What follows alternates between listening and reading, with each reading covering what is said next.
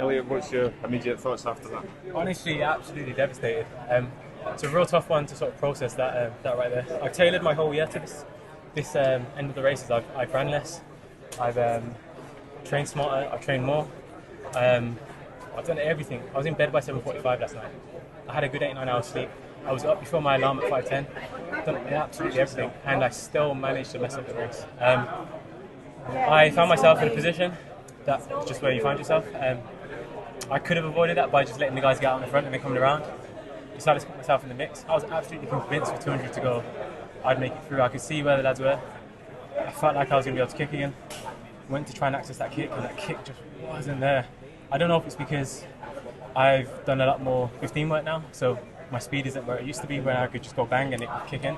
I don't know if it's because I had a bad race. I don't know if it's because I've raced a lot less than I normally would. All I know is I was fresh coming into that champs. I still felt fresh when I crossed the line. I just couldn't access that last bit of gear. Again, I'm racing against guys that were all in the same position. We're all trying to deploy those same tactics. And a 340 race, I thought it was 335 minimum. But 340 is just like, it's devastating, man. I'm an 8 guy. I'm definitely probably the quickest over 8 in that field. I should have been able to kick. I wish I could give you an excuse. I wish I could tell you there's an illness. None of the above. Very bad run, devastating.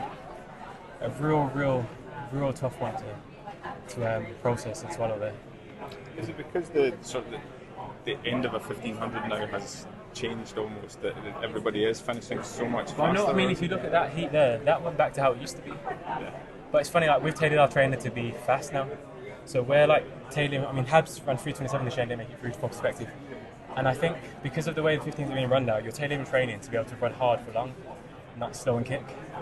And I'll be honest, I felt guilty of that. We've tailored training to go hard for long, not slow and kick. So we haven't done that work because it's been since 2016 maybe since we've done that. The game changed, and over the course of the year, it's changed again. It's wild, absolutely wild. But it's what it is. You've got to be ready for everything, haven't you? Yeah, I mean, I was going to ask the same thing as you, and it does feel like everyone is in the mix, and it does feel like, you know, with the 327 guy going out, like there's just no guarantees.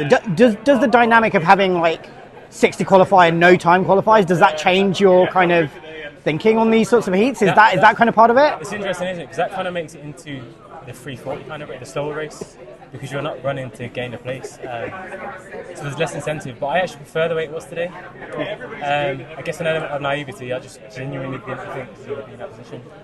Otherwise you've gone in your position like you would in British champs. Yeah. And you run a wide line. If you have to, you never sit in the pack.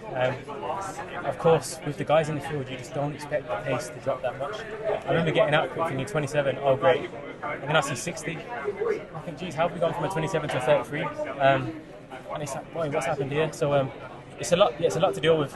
It's a lot to go through. Truthfully, just devastating. Yeah, in truth, that's all I can say. Pretty devastating. Bad run for me. Yeah. Tough one, Elliot, but thank you very much. Thank you very much. Thanks. Cheers.